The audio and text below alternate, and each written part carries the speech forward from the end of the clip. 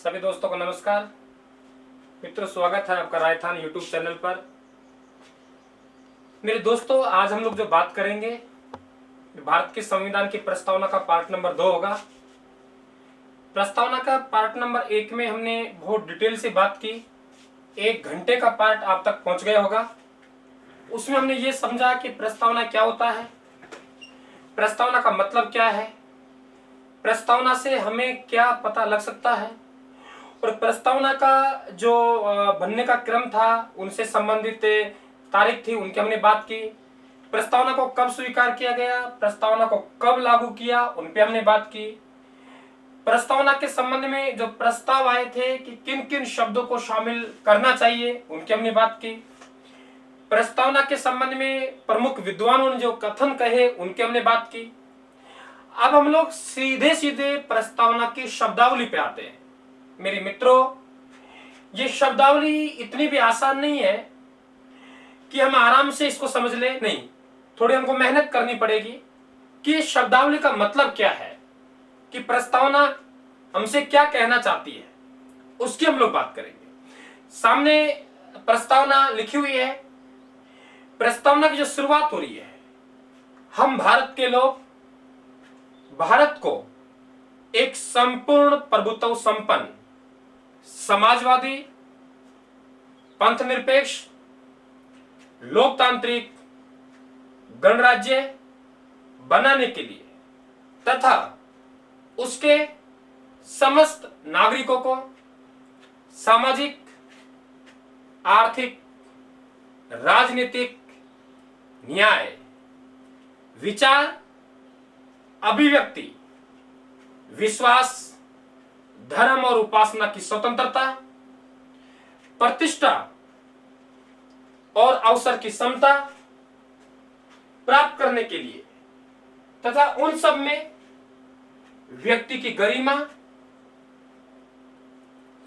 राष्ट्र की एकता और अखंडता को सुनिश्चित करने वाली बंधुत्व को बढ़ाने के लिए दृढ़ संकल्प होकर अपनी इस संविधान सभा में आज तारीख 26 नवंबर 1949 ईस्वी को एतद द्वारा संविधान को अंगीकृत, अधिनियमित और आत्मर्पित करते हैं। दोस्तों, ये जो प्रस्तावना है, यदि आप में से कोई आरएएस मेंस देगा या आरएएस की तैयारी कर रहा है, तो मित्रों ध्यान रखना, इस प्रस्तावना को आप रट लेना, क्योंकि अब आगामी जो आपका आरएएस मेंस होगा, मैं ये नहीं कह रहा जस्ट अगला होगा, लेकिन आपसे सीधा सवाल पूछेगा कि भारत के संविधान की प्रस्तावना को लिख डालिए। तो प्रस्तावना आपकी अंगुलियों पर होनी चाहिए, और प्रस्तावना आपकी अंगुलियों पर है तो पूरा जो प्रस्तावना हम शब्दावली पढ़ेंगे, किस प्रकार के न्याय की बात की गई है, किस प्रकार की स्वतंत्रता की बात की गई है, किस प्रकार की समता की बात की गई है, कौन कौन सी स्वतंत्रताओं की बात की गई है, ये सब कुछ आपकी अंगुलियों पर होगा। ठीक है, तो इन्हें आराम से हमको समझना है। देखिए, इस प्रस्तावना में 3 शब्द मैंने रेड कलर से लिखे हैं: समाजवादी, पंथ निरपेक्ष और अखंडता। जैसे कि मैंने पिछले पार्ट में आपको बताया था मेरे दोस्तों, तीनों शब्द आपकी मूल प्रस्तावना में नहीं थे। तीनों के तीनों शब्द आपकी मूल प्रस्तावना में नहीं थे। 42वां संविधान संशोधन द्वारा ये 3 शब्द प्रस्तावना में शामिल किए गए। भारत के संविधान की प्रस्तावना में अब तक मात्र 1 बार संशोधन हुआ है, और वे संशोधन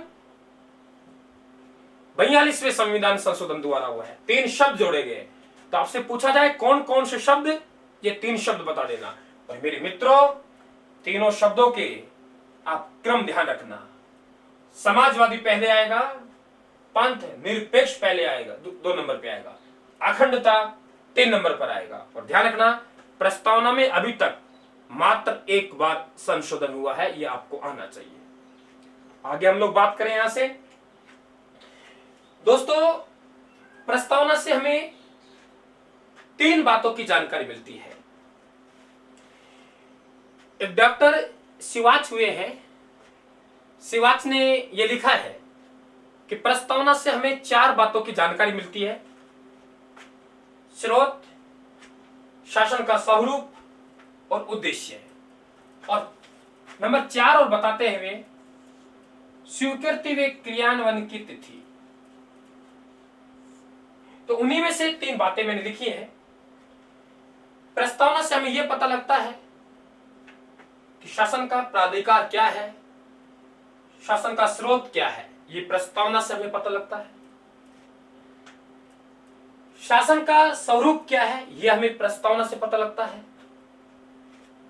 शासन का क्या उद्देश्य है, यह हमें प्रस्तावना से पता लगता है।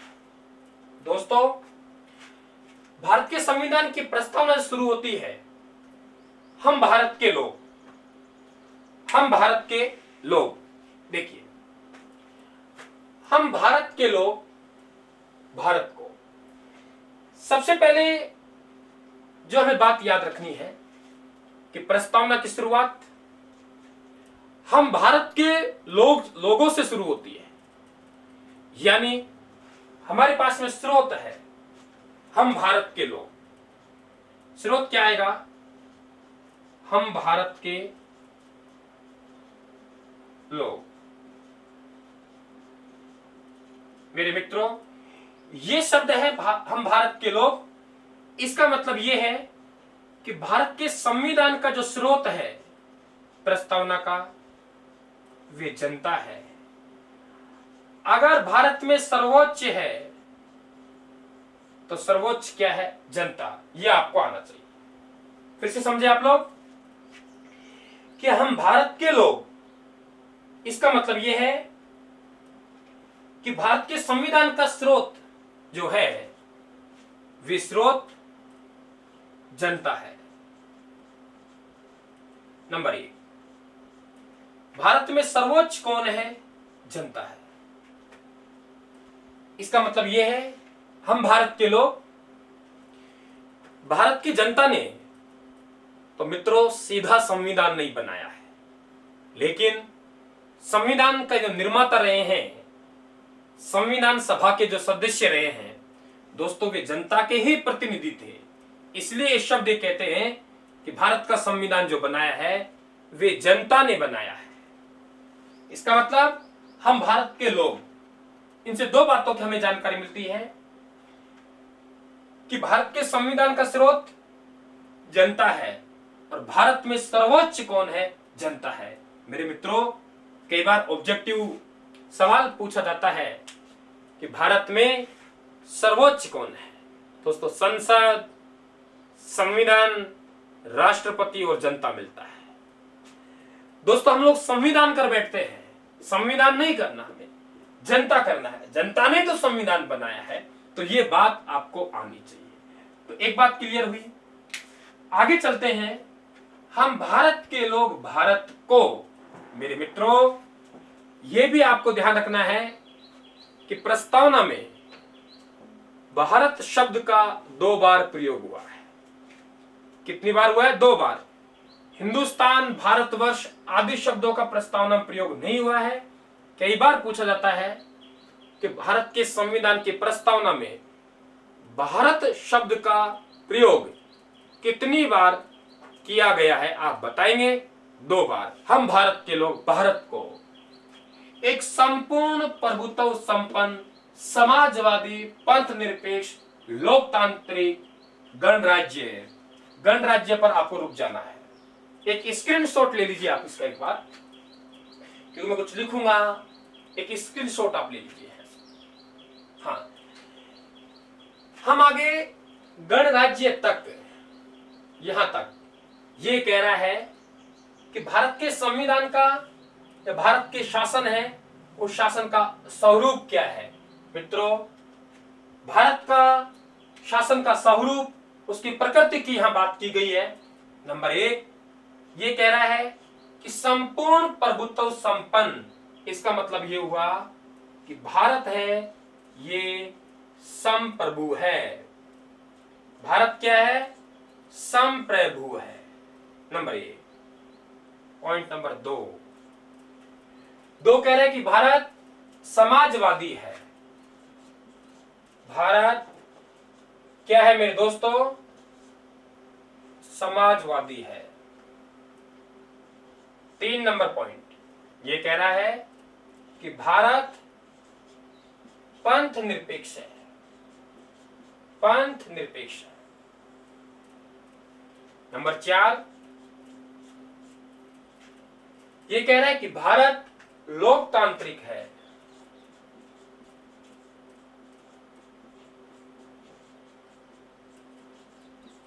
भारत क्या है? लोकतांत्रिक है। नंबर 5 भारत गणराज्य है। 5 का नंबर क्या लिखा है मैंने? भारत क्या है? गणराज्य है। दोस्तों ये शासन के स्वरूप है, यानी भारत संप्रभु है, भारत समाजवादी है, भारत पंथ निरपेक्ष है, भारत लोकतांत्रिक है, भारत गणराज्य है। ये शासन के स्वरूप है, इन्हें भी हमें समझना है। देखिए किस प्रकार समझेंगे। नंबर 1 ये कह रहा है कि भारत संप्रभु है। भारत संप्रभु शब्द का मतलब यह है कि भारत अपने आप में स्वतंत्र है। आंतरिक मामले हो चाहे विदेशी मामले हो, भारत निर्णय लेने में स्वतंत्र है। भारत किसी बाहरी शक्ति के अधीन नहीं है। दोनों प्रकार स्वतंत्र है, आंतरिक मामलों में भी और विदेशी मामलों में भी। इसका मतलब क्या हो गया? भारत क्या है? संप्रभु है। मेरे दोस्तों अब आप कहेंगे सर भारत संयुक्त राष्ट्र संघ का भाग है, क्या उनका डिसीजन सभी इनको मान्य है? नहीं। किसी भी अंतरराष्ट्रीय संघ में शामिल होने का मतलब यह नहीं है कि उसके प्रत्येक निर्णय का भारत समर्थन करे या उसका प्रत्येक निर्णय को भारत लागू करे या माने। नहीं, यह भारत के विवेक पर निर्भर करता है कि उसे माने या ना माने, स्वीकार करे ना करे, समर्थन करे या ना करे, क्योंकि भारत क्या है? संप्रभु है। लेकिन दोस्तों एक ध्यान रखना आप लोग कि भारत संप्रभु है, भारत की जनता संप्रभु नहीं है। आपसे सवाल पूछ सकता है कि क्या भारत की जनता भी संप्रभु है? आप माना कि कोई इंटरव्यू देने गए, आपने कहा कि प्रस्तावना, आपसे कहा बोल के सुनाइए, आप बोल के सुनाएंगे, फिर उसमें आपको और फंसाएंगे, अंदर जाएंगे, तो आपसे पूछा जाएगा कि भारत संप्रभु है, इसका क्या मतलब है? आप बता देंगे कि सर भारत आंतरिक और विदेशी मामले दोनों में स्वतंत्र है, किसी के अधीन नहीं है। दोस्तों आपसे पूछा जाएगा कि क्या भारत की जनता भी संप्रभु है? क्या आप भी संप्रभु हैं? आप बताएंगे नहीं। भारत संप्रभु है, भारत की जनता किसी विदेशी देश के अधीन नहीं है, लेकिन भारत की जनता संप्रभु नहीं है, क्योंकि भारत की जनता विधि के अधीन है। हम किसके अधीन है? विधि के अधीन है। विधि के अकॉर्डिंग हमको चलना पड़ेगा। तो जनता संप्रभु नहीं है, भारत संप्रभु है। विदेशी स्तर पे हम सब संप्रभु हैं, भारत के अंदर की बात करें तो जनता विधि के अधीन है। मैं उम्मीद करता हूं कि आपके समझ में आ गया होगा कि संप्रभु का मतलब क्या है। जो बच्चे चैनल पर नए हैं, चैनल को सब्सक्राइब कर ले, बेल आइकन को प्रेस कर ले, ताकि नए नोटिफिकेशन आप तक पहुंचते रहे। वीडियो को लाइक करें मित्रों, शेयर भी करें आप लोग इसको। दूसरा पॉइंट आता है हमारे पास में समाजवादी। दोस्तों दोनों शब्द समाजवादी और पंथ निरपेक्ष, मैं पहले ही बता चुका हूं आपको कि समाजवादी शब्द और पंथ निरपेक्ष शब्द दोनों ही शब्द भारत के संविधान की मूल प्रस्तावना में नहीं थे। दोनों शब्दों को 42वां संविधान संशोधन के द्वारा जोड़ा गया है। समाजवादी का अगर हम मतलब लगाएं कि समाजवादी का मतलब क्या होता है, उसकी हम लोग बात कर ले। दोस्तों समाजवाद का मतलब है कि जो संसाधन है, देश के उत्पादन के जो संसाधन है, उन संसाधनों का समान रूप से वितरण किया जाए। फिर सुने कि देश के जो संसाधन है, उन संसाधनों को किसी एक व्यक्ति के हाथ में केंद्रित ना करके उसका वितरण समान रूप में हो, संसाधनों पर सभी का अधिकार हो। इसका मतलब क्या होता है? समाजवाद होता है। कई मित्रों, इस समाजवाद को आप लोग और ढंग से परिभाषित कर ले। नहीं, समाजवाद का मतलब फिर समझ लें कि जो उत्पादन के संसाधन हैं, उन पे सभी का समान रूप से अधिकार हो, समान रूप से वितरण हो। ठीक है, तो ये काम किया जाएगा समाजवादी में। तो हम क्या हैं? समाजवादी हैं। तीसरा शब्द है पंथ निरपेक्ष। दोस्तों, मैंने आपको पहले पार्ट में बताया है कि 17 अक्टूबर 1949 को तब भारत के संविधान की प्रस्तावना को स्वीकार किया गया। एक सदस्य हुआ करते थे बृजेश्वर प्रसाद। बृजेश्वर प्रसाद ने यह बात कही थी कि पंथ निरपेक्ष शब्द को भी शामिल कर दिया जाए, लेकिन नहीं किया गया। पंथ निरपेक्ष का मतलब है कि भारत का कोई पंथ नहीं होता। भारत का कोई पंथ नहीं है। पंथ का मतलब हिंदू, ईसाई, मुस्लिम धर्म। जो पंथ है हिंदू, जैन, मुस्लिम, ऐसा भारत का कोई पंथ नहीं है। भारत किसी पंथ का समर्थन नहीं करेगा।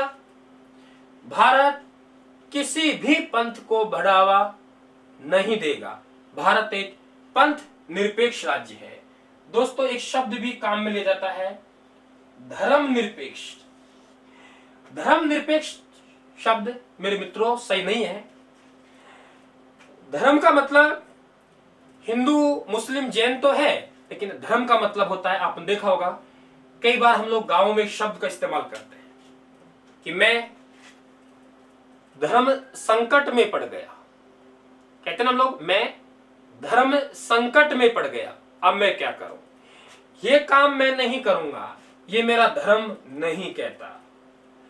तो धर्म संकट में पड़ गया। दोस्तों, ये शब्द है न्याय, सत्य, उनके लिए हम लोग शब्द इस्तेमाल करते हैं मेरे मित्रों। उसको भी हम लोग क्या कहते हैं? धर्म कहते हैं। तो धर्म और पंथ निरपेक्ष शब्द है मेरे मित्रों।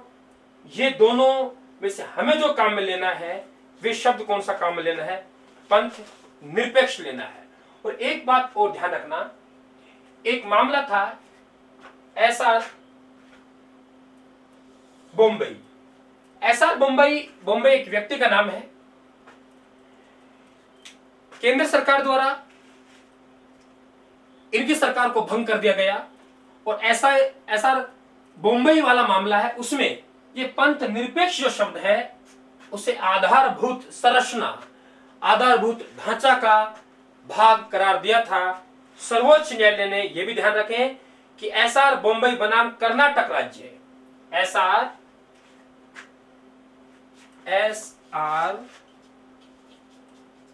बॉम्बई बनाम कर्नाटक राज्य 1994। इस मामले में कहा गया कि पंथ निरपेक्ष एक आधारभूत संरचना है, मूलभूत ढांचा है। आपसे एग्जामिनर डीपली जाके पूछे कभी कि सर्वोच्च न्यायालय ने किस वाद में यह कहा था कि पंथ निरपेक्ष शब्द है, ये संविधान का आधारभूत ढांचा है, आप बता देंगे एसआर बॉम्बई बनाम कर्नाटक राज्य है। कर्नाटक के मुख्यमंत्री हुआ करते थे एसआर बॉम्बई। तो ये आप लोग थोड़ा ध्यान रखें। तो पंथ निरपेक्ष का मतलब भारत का कोई पंथ नहीं है, किसी पंथ का समर्थन नहीं करेगा, किसी पंथ को बढ़ावा नहीं देगा। अगला पॉइंट, लोकतांत्रिक। मेरे मित्रों, लोकतांत्रिक का मतलब आप सब जानते हैं। अब्राहम लिंकन की एक परिभाषा आज भी चली आ रही है, गजब की परिभाषा है।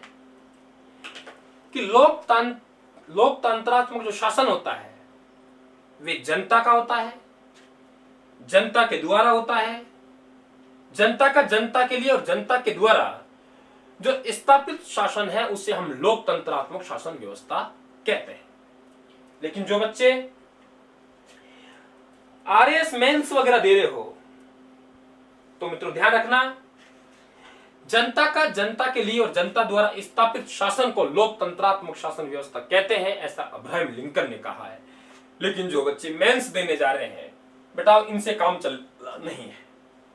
आपको इस परिभाषा को थोड़ा डिटेल से लिखना होगा और डिटेल से आप इसे आराम से लिखें कि लोकतंत्रात्मक शासन व्यवस्था का मतलब एक ऐसे शासन व्यवस्था से है जिसमें निर्वाचित सरकार हो।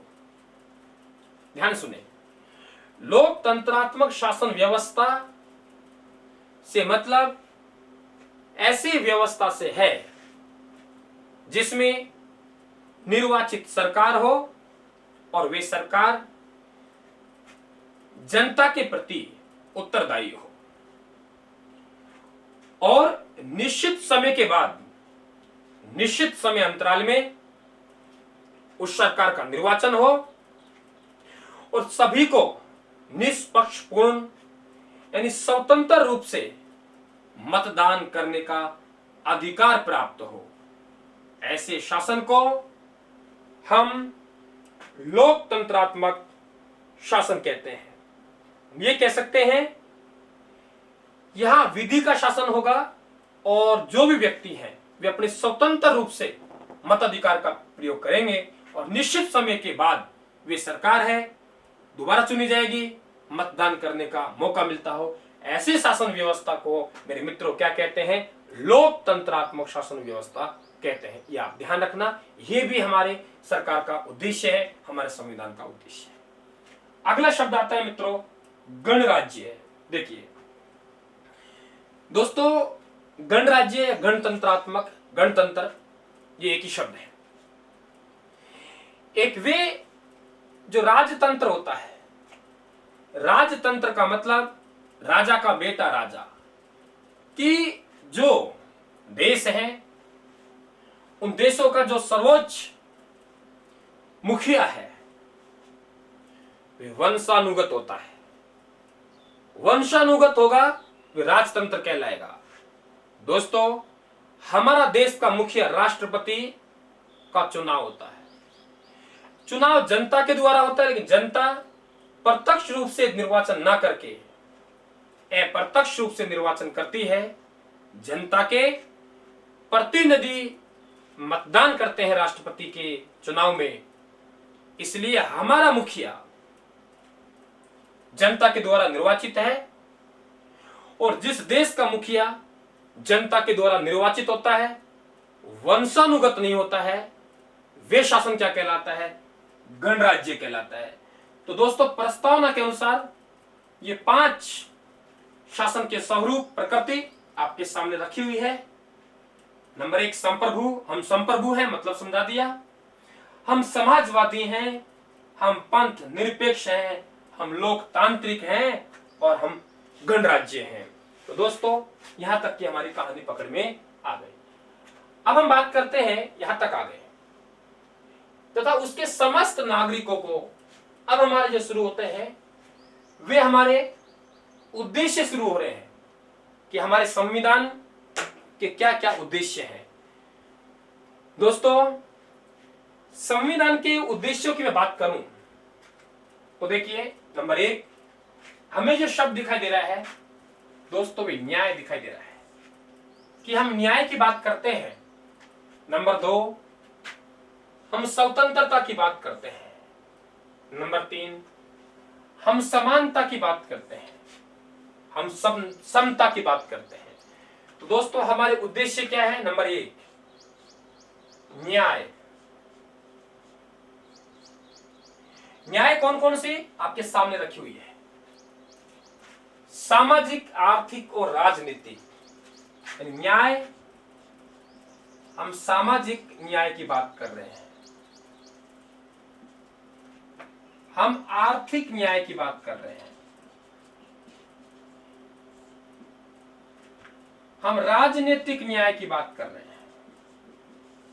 3 प्रकार की न्याय की बात की गई है। अभी डिटेल समझाऊंगा। नंबर 1, दूसरा उद्देश्य है कि हम लोग हमारे नागरिकों को स्वतंत्रता प्रदान करें।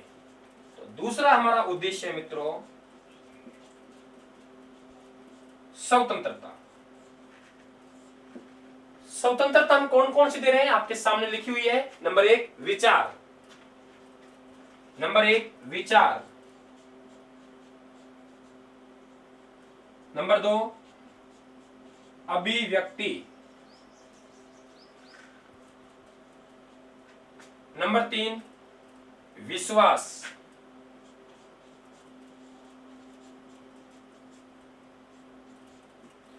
नंबर 4 धर्म, और नंबर 5 उपासना। अभी समझाऊंगा। तो कितने प्रकार की स्वतंत्रता की हम बात कर रहे हैं? 5 प्रकार की स्वतंत्रता। और आगे हम बात कर रहे हैं समता। समता मतलब समानता। पॉइंट नंबर 3 समानता। दोस्तों समानता में हम लोग बात करें, इसी से लिखना है सब कुछ हमको। कौन सी समानता? प्रतिष्ठा व अवसर की समानता। तो हम लिखेंगे प्रतिष्ठा, प्रतिष्ठा और अवसर, ये 2 प्रकार की समानता की हम लोग बात कर रहे हैं। तो ये हमारे उद्देश्य है, न्याय, स्वतंत्रता और समानता। अब दोस्तों बात करते हैं हम यहां से कि हमारे प्रश्न कैसे बनते हैं, किस प्रकार के प्रश्न हमारे बनेंगे, उनके हम लोग अब बात करें। देखिए दोस्तों, पहला तो यही बन गया किन किन उद्देश्यों की बात की गई है। आप बता देंगे न्याय की, स्वतंत्रता की और समानता की। आप देखिए अगला क्वेश्चन कि प्रस्तावना में कितने प्रकार के न्याय की बात की गई है। आप बता देंगे मेरे मित्रों 3 प्रकार के न्याय की बात की गई है। नंबर 1 सामाजिक न्याय, आर्थिक न्याय, राजनीतिक न्याय।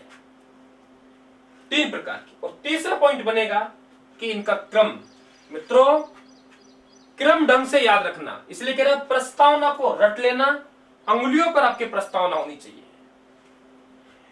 तो इनका क्रम जरूर ध्यान रखना कि किस क्रम में बात की गई है। सामाजिक, आर्थिक, राजनीतिक, राजनीतिक, आर्थिक, सामाजिक, आर्थिक, राजनीतिक, सामाजिक, राजनीतिक, आर्थिक, सामाजिक, ये 4 ऑप्शन बना देगा। तो आपको क्रम ध्यान रखना है, सामाजिक, आर्थिक, राजनीतिक। पहले हम समाज के आदमी हैं, फिर हमको धन मिलेगा तो हम राजनीति लड़ेंगे, ये आपको पता होना चाहिए। अब हम लोगों को मतलब पता होना चाहिए कि सामाजिक न्याय का मतलब क्या है,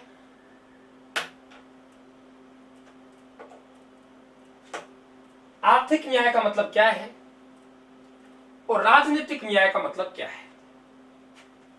दोस्तों तब हमें आजादी दी गई। डॉक्टर भीमराव अंबेडकर ने कहा कि मैं इस आजादी के पक्ष में नहीं हूं। तब तक भारत के प्रत्येक नागरिक को सामाजिक और आर्थिक न्याय नहीं मिलेगी, तब तक इस आजादी का कोई फायदा नहीं है, क्योंकि शोषण किया जाएगा। दोस्तों ध्यान रखना, सामाजिक आर्थिक न्याय के सिद्धांत का जो प्रतिपादन किया था वे डॉक्टर भीमराव अंबेडकर ने कहा, यह आपको आना चाहिए। ठीक है। दूसरी बात कि ये हम लोग न्याय की बात कर रहे हैं, सामाजिक, आर्थिक, राजनीतिक न्याय। दोस्तों इनकी 2 जगह बात की गई है संविधान में। आपसे पूछा जाए कि सामाजिक, आर्थिक और राजनीतिक न्याय की बात संविधान में कहां कहां की गई है।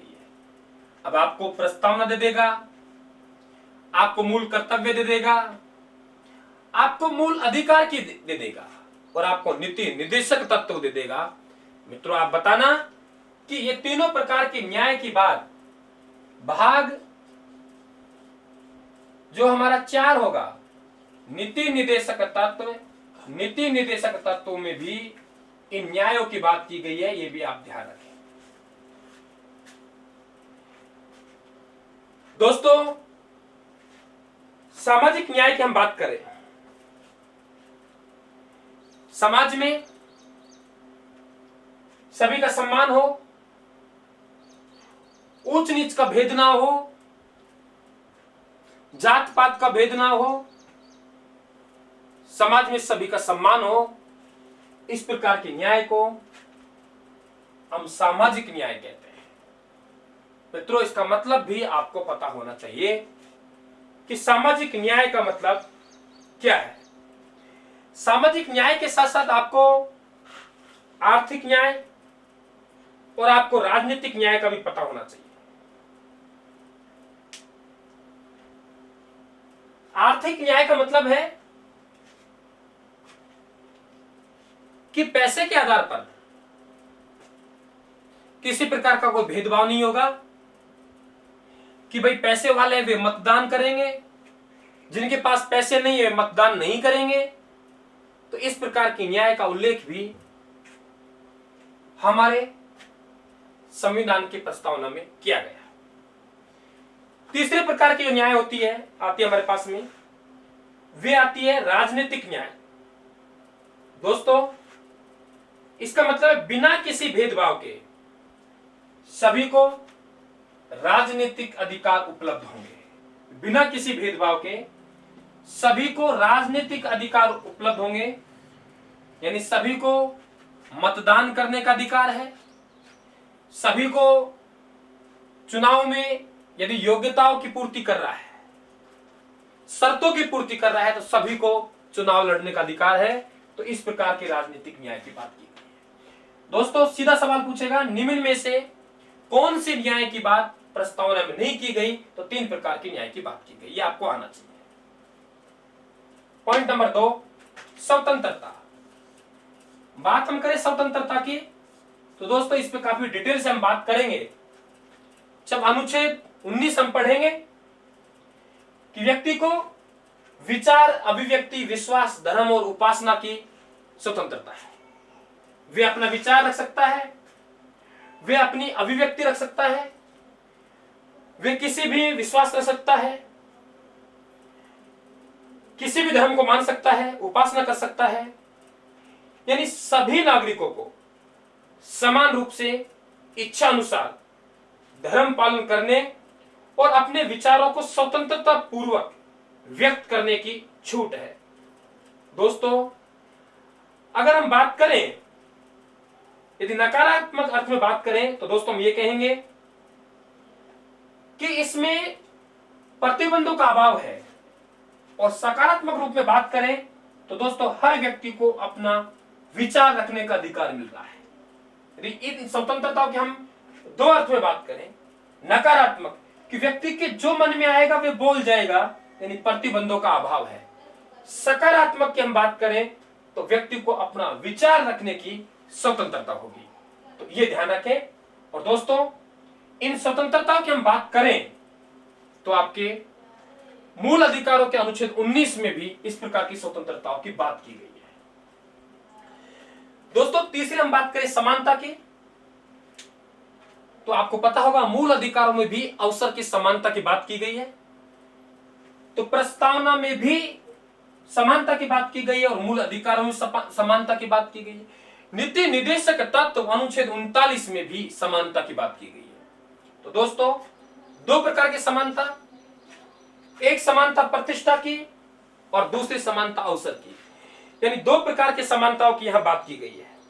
यह भी आपको आना चाहिए कि दोस्तों सभी नागरिकों को अपनी प्रतिभा का पूर्ण उपयोग करने का अवसर प्राप्त होगा। यानी सभी नागरिकों को अपनी जो प्रतिभा है उसका पूर्ण रूप से उपयोग करने का उन्हें अधिकार है, उन्हें अवसर दिया जाएगा। तो दोस्तों, ये आप समानता का अधिकार भी ध्यान रखें। मेरे मित्रों, समानता की हम बात करें तो मैंने अभी बताया था आपको कि यहां तो समानता की बात की गई है, लेकिन दोस्तों मूल अधिकार और नीति निर्देशक तत्वों में भी समानता की बात की गई है। आप जानते हो अनुच्छेद 16 और अनुच्छेद 39, तो आपसे इस प्रकार के सवाल भी पूछे जा सकते हैं कि भारत के संविधान में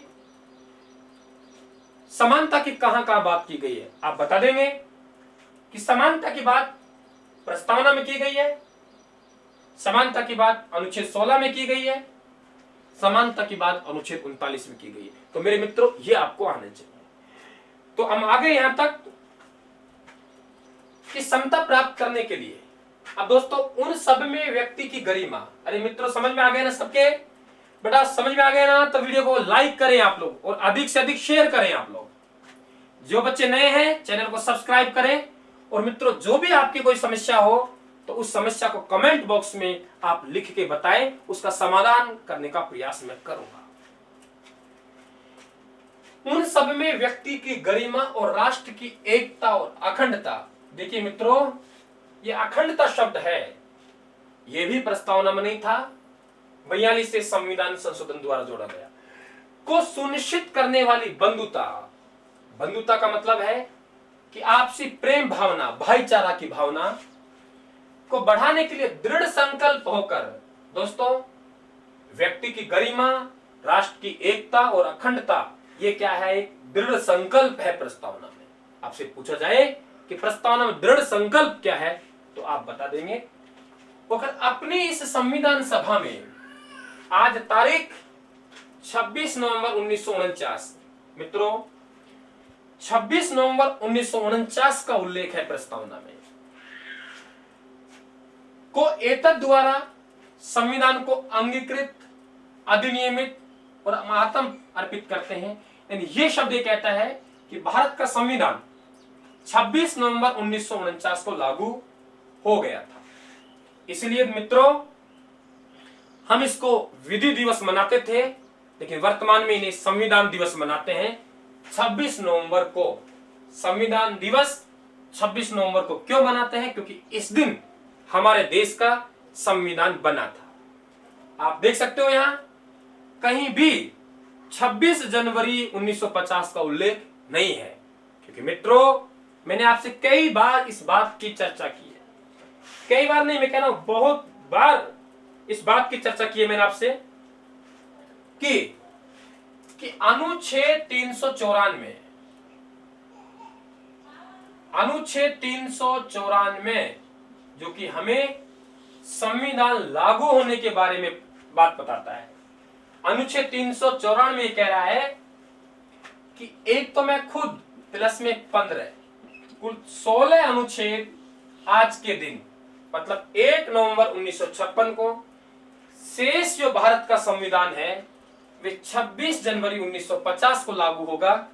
मैं बहुत बार बच्चों से मजाक करता रहता हूं कि बताइए बेटा भारत का संविधान लागू कब हुआ? बोले साहब 26 जनवरी 1950 को हुआ। मैं कहता हूं ये बात कहां लिखी हुई है? बोले सर प्रस्तावना में लिखी हुई है ना। मैं कहता हूं भाई प्रस्तावना में बोल के बताता हूं, इसमें तो कहीं 26 जनवरी 1950 लिखा हुआ नहीं है। बोले सर ऐसे लागू कर दिया होगा। तो मेरे मित्रों ध्यान रखना, ऐसे लागू नहीं किया। अनुच्छेद 394 94 इसीलिए बनाया गया था कि संविधान को हमें कब लागू करना है और किन अनुच्छेदों को आज लागू करना है।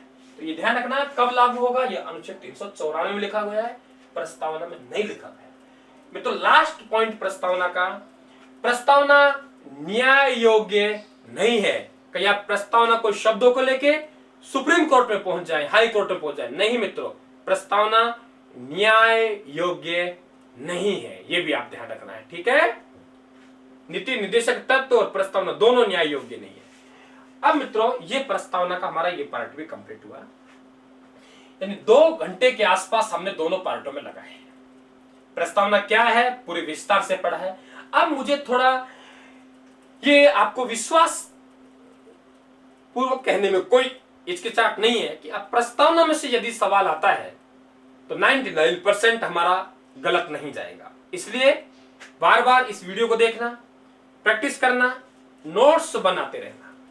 मित्रों नोट्स बनाते रखना। मैंने पहले कहा कि जो मैं पार्ट आपको करवाऊंगा मेरे मित्रों वे पार्ट कंप्लीट आप तक पहुंचाया जाएगा, कंप्लीट पहुंचाया जाएगा। तो मेरे मित्रों प्यार प्रेम आप बनाए रखना। जितना मेरा टूटा फूटा ज्ञान है, ज्यादा बड़ा विद्वान तो नहीं हूं, लेकिन उस ज्ञान को आप तक पहुंचाने का मैं पूरा विनम्र भाव से प्रयास करूंगा। जितनी आपकी सेवा हो जाए उतना ही हमारे लिए थोड़ा सकून भरा होगा। दोस्तों, सेवा है, मानवताओं के नाते सेवा कर रहे हैं। जितना मेरे से बनेगा मैं आपको विश्वास दिलाता हूं कि मैं करूंगा। बहुत से बच्चे कहते सर ये करवा दो, अरे मैं क्या करवा दूं, मैं तो अकेला आदमी हूं। अब अकेला आदमी से आप कई सब्जेक्ट पढ़ना चाह रहे हो तो मित्रों टाइम तो लगेगा ना उसमें। सरकारी नौकरी भी है, परिवार भी है, सबको संभालना पड़ता है। लेकिन ईमानदारी के साथ जितना मुझे टाइम मिलेगा मैं आपकी सेवा करूंगा। और छात्र हित में तो मैंने हमेशा ही काम किया है। छात्र हित सर्वोपरि है। अब सोचा कि हम लोग YouTube के माध्यम से बच्चों तक पहुंचे। जो हमारे गरीब भाई बहन हैं, कोचिंगों तक नहीं आ पा रहे, पैसे वाले हैं लेकिन घरेलू कारणों की वजह से नहीं आ पा रहे, नौकरी वाले हैं जो तैयारी करना चाहते हैं लेकिन छुट्टियां नहीं मिल रही, कोचिंगों तक नहीं आ पाते। तो मित्रों, सभी कोचिंग वाले इसमें लगे हुए हैं प्रयास में। हमने भी छोटा सा प्रयास किया है अब तक पहुंचने का। तो आपका प्यार प्रेम बनाए रखें। आप सभी को एक बार पुनः नमस्कार, सभी को धन्यवाद। राम राम साहब।